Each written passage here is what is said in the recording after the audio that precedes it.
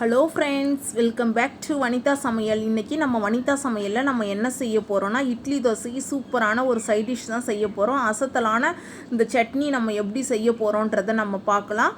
இது வரைக்கும் சப்ஸ்கிரைப் பண்ணாத நண்பர்கள் சப்ஸ்கிரைப் பண்ணிக்கோங்க. சரி, இப்போ நம்ம எப்படி செய்யலான்றதை பார்க்கலாம். அதுக்கு ஒரு குக்கர் பேன் எடுத்திருக்கேன். குக்கர் பேன் ஹீட் ஆன பிறகு அதில் 1 டேபிள் ஸ்பூன் நம்ம எண்ணெய் விட்டுக்கலாம். எண்ணெய் நல்லா சூடான பிறகு அதில் 1 டீஸ்பூன் அளவுக்கு ஜீரகம் சேர்த்துக்கலாம். 1 டீஸ்பூன் அளவுக்கு கடுகு சேர்த்துக்கலாம். ரெண்டுமே நல்லா பொரிஞ்சதுக்கப்புறமா 2 பெரிய சைஸ் வெங்காயம் நான் கட் பண்ணி வச்சுருக்கேன், அதை உள்ளே சேர்த்துக்கலாம். சின்ன வெங்காயம் போட்டால் ரொம்பவே டேஸ்ட்டாக இருக்கும். சின்ன வெங்காயமாக இருந்தால் ஒரு 10-15 சேர்த்துக்கோங்க, டேஸ்ட்டு ரொம்பவே நல்லாயிருக்கும். கூடவே 6 பல் பூண்டு சேர்த்துக்கோங்க. பூண்டு சேர்த்துக்கிட்டு கொஞ்சமாக கருவேப்பிலை இலைகள் போட்டுக்கலாம், உள்ளே சேர்த்துக்கலாம். அது கூடவே 2 பச்சை மிளகாய் சேர்த்துக்கலாம்.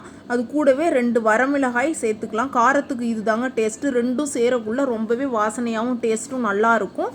அது கூடவே 2 பெரிய சைஸ் தக்காளியும் நான் கட் பண்ணி வச்சுருக்கேன், அதையும் நம்ம உள்ளே சேர்த்துக்கலாம்.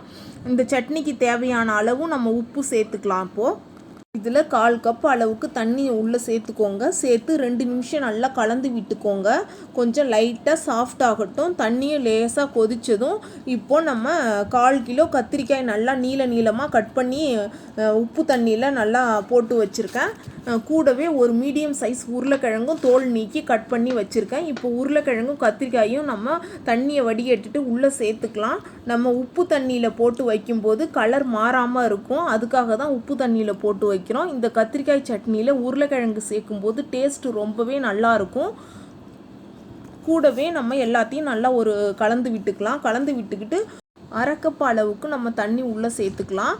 அது கூடவே 1/2 டீஸ்பூன் அளவுக்கு மஞ்சத்தூள் சேர்த்துக்கோங்க. நல்லா கலந்து விட்டுக்கோங்க. இந்த அளவுக்கு மட்டும் தண்ணி சேர்த்தா போதும். அதிகமாக தண்ணி சேர்த்தோன்னா நமக்கு நல்லா வெந்து வந்ததும் அப்புறம் மசிக்கும் போது இன்னும் கொஞ்சம் எக்ஸ்ட்ராவாக தண்ணியை எடுக்க வேண்டியது இருக்கும். அதனால் இந்த அளவுக்கு தண்ணி சேர்த்தாலே போதும். ஒரு தடவை நல்லா கலந்து விட்டுட்டு குக்கரை மூடி நல்லா விசில் போட்டு 4 விசில் வர்ற வரைக்கும் நம்ம நல்லா வேக வச்சுக்கலாம். இப்போ குக்கர் மூடியாச்சு.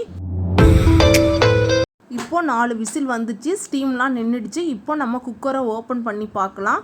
நல்லாவே வெந்துச்சுங்க. தண்ணி சரியான அளவுக்கு இருக்குது. கொஞ்சம் சூடாக இருக்கும்போதே நம்ம நல்லா மசிச்சிக்கலாம். கரண்டி வச்சு மசித்தாலே மசிஞ்சிடும். அப்படி உங்களுக்கு மசியலைன்னா நீங்கள் மேஷர் வச்சு இல்லை மத்து வச்சு நல்லா மசிச்சுக்கோங்க. நல்லா மசிஞ்சிச்சு. இப்போது நல்லா மசிச்சு விட்டு கலந்து விட்டாச்சு. சூப்பரான சட்னி ரெடி ஆகிடுச்சு. கடைசியாக நம்ம நறுக்கிய கொத்தமல்லி இலைகள் சேர்த்தோன்னா ரொம்பவே சூப்பராக ஃப்ளேவராக இருக்கும். இட்லி தோசைக்கு ரொம்ப சூப்பரான சைட் டிஷ்ஷுங்க, ரொம்பவே நல்லாயிருக்கும். நீங்கள் சாதத்துக்கு போட்டு சாப்பிட்ணுன்னா கொஞ்சமாக புளி கரைசல் போட்டு நல்லா கொதிக்க வச்சுக்கோங்க. அப்போ நல்லாயிருக்கும் சாதத்துக்கு. நம்ம அந்த மாதிரி சாப்பிடக்குள்ள இட்லி தோசைக்குனா நம்ம புளி சேர்க்காமல் இந்த மெத்தடில் பண்ணிக்கலாம். ரொம்பவே சூப்பராக எம்மியான சைட் டிஷ் ரெடி ஆகிடுச்சு. உங்களுக்கு பிடிச்சிருந்தா வனிதா சமையலை லைக் பண்ணி ஷேர் பண்ணி கமெண்ட் பண்ணுங்கள். மறக்காமல் சப்ஸ்கிரைப் பண்ணிக்கோங்க. சப்ஸ்கிரைப் பண்ணி என்னோட மற்ற ரெசிபியையும் பாருங்கள். இட்லி தோசைக்கு சூப்பரான சைட் டிஷ் கத்திரிக்காய் சட்னி ரெடி ஆகிடுச்சிங்க. ரொம்பவே சூப்பராக டிஃப்ரெண்ட்டான ஃப்ளேவரில் ரெடி ஆகிடுச்சு. ஸோ தேங்க்ஸ் ஃபார் வாட்சிங் ஃப்ரெண்ட்ஸ்.